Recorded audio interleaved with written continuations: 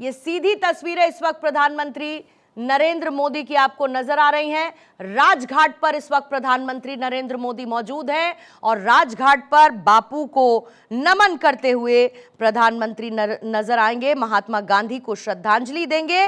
राजघाट पर इस वक्त प्रधानमंत्री नरेंद्र मोदी मौजूद हैं और इसके बाद यहां से वो पहुंचेंगे लाल किले, जहां पर स्वतंत्रता दिवस की औपचारिक शुरुआत की जाएगी।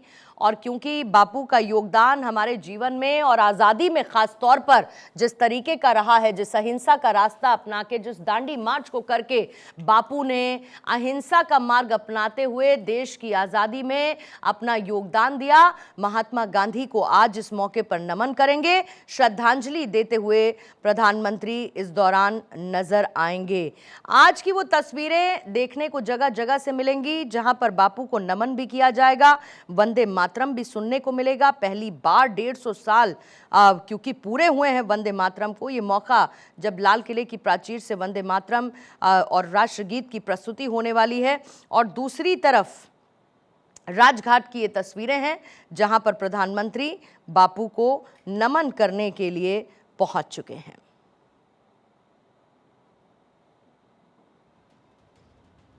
अगर आज आप राजघाट की तस्वीरें देखेंगे और जिस तरीके से आज़ादी के लिए अपने प्राण न्यौछावर करने वाले उन महान देशभक्तों को आप याद करेंगे, उसमें अहिंसा का मार्ग अपनाने वाले बापू भी रहे हैं, महात्मा गांधी भी रहे हैं, राष्ट्रपिता रहे हैं।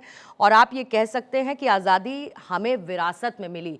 आज जो जनरेशन है, आज के जो लोग हैं, जब लाल किले से प्रधानमंत्री को सुनते हैं या वो तस्वीरें या फिर स्वतंत्रता संग्राम जब हुआ, जो स्वतंत्रता सेनानी रहे, जब उनके किस्से सुनते हैं, तो आज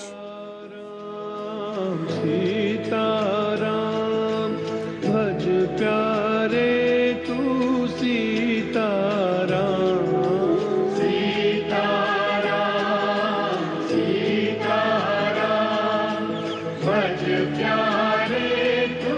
As Prime Minister walks around Bapu's Samadhi, it is more than a gesture of remembrance. सबको सन्मति दे भगवान, ईश्वर अल्लाह तेरे नाम, सबको सन्मति दे भगवान, Raghupati Raghav. The Prime Minister, on behalf of the entire nation. तो आज़ादी की कहानी महात्मा गांधी के योगदान के बगैर अधूरी है। प्रधानमंत्री नरेंद्र मोदी राजघाट पहुंचे, महात्मा गांधी की समाधि पर पुष्प अर्पित किए, बापू को नमन किया और इसके बाद यहां से वो पहुंचेंगे लाल किला। गांधी जी ने आज़ादी की लड़ाई को सिर्फ एक राजनीतिक आंदोलन नहीं रहने दिया, बल्कि उसे जन जन का आंदोलन बनाया। चाहे सत्याग्रह हो, अहिंसा हो, स्वदेशी अपनाने का आह्वान हो, और इसके साथ ही अंग्रेजी हुकूमत के सामने महात्मा गांधी ने एक ऐसी ताकत खड़ी की जिसके पीछे करोड़ों भारतीय थे। और ये खास मौका जब प्रधानमंत्री नरेंद्र मोदी राजघाट पहुंचे महात्मा गांधी को श्रद्धांजलि देने के लिए।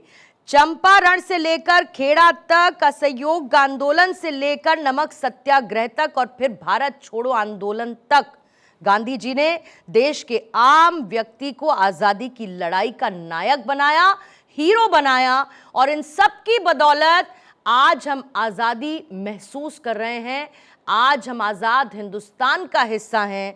और उनका चरखा सिर्फ सूत काटने का माध्यम नहीं था, वो आत्मनिर्भरता का भी प्रतीक था। और आज जिस थीम के साथ लाल किले की तस्वीर आपको नजर आएगी, विकसित भारत 2047, उसमें इस आत्मनिर्भरता का एक बहुत बड़ा योगदान है जिसका आह्वान प्रधानमंत्री नरेंद्र मोदी ने किया। आत्मनिर्भर भारत हर क्षेत्र में बनता जा रहा है, जो कि 2047 तक जब हम अपनी आज़ादी के 100 साल पूरे कर रहे होंगे, उस दौरान एक विकसित भारत के तौर पर हम खुद को देख पाए, एक डेवलप्ड कंट्री के तौर पर देख पाए, उसके लिए आत्मनिर्भर भारत का एक बड़ा योगदान है, जिसका न सिर्फ आह्वान किया गया बल्कि सरकार की तरफ से लगातार काम किया गया है। प्रधानमंत्री नरेंद्र मोदी सबसे पहले राजघाट पहुंचे, महात्मा गांधी को उनकी तरफ से श्रद्धांजलि दी गई और क्योंकि स्वदेशी जो कि विदेशी सामान के सिर्फ बहिष्कार की बात नहीं थी जिसका आह्वान महात्मा गांधी की तरफ से किया गया, बल्कि अपने श्रम, अपने संसाधनों और अपनी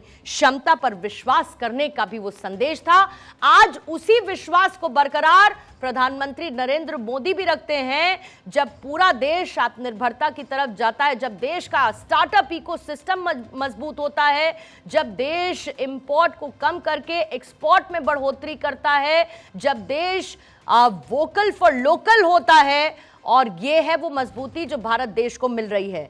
अपनी पत्नी के संग इस वक्त आपको गृह मंत्री अमित शाह नजर आ रहे हैं और ये 80वां स्वतंत्रता दिवस जिसे मनाने के लिए लाल किला पूरी तरीके से तैयार है। और ये तस्वीरें सीधी इस वक्त आपके सामने, क्योंकि आज का एक खास मौका जहां पर प्रधानमंत्री नरेंद्र मोदी का संबोधन रहेगा। इस संबोधन में शामिल 2047 का विकसित भारत और उसका विजन, और संभवतः आज ऐसे कुछ नए फैसलों का भी जिक्र या नए आह्वान भी प्रधानमंत्री करते हुए नजर आए, जिससे देश होगा मजबूत।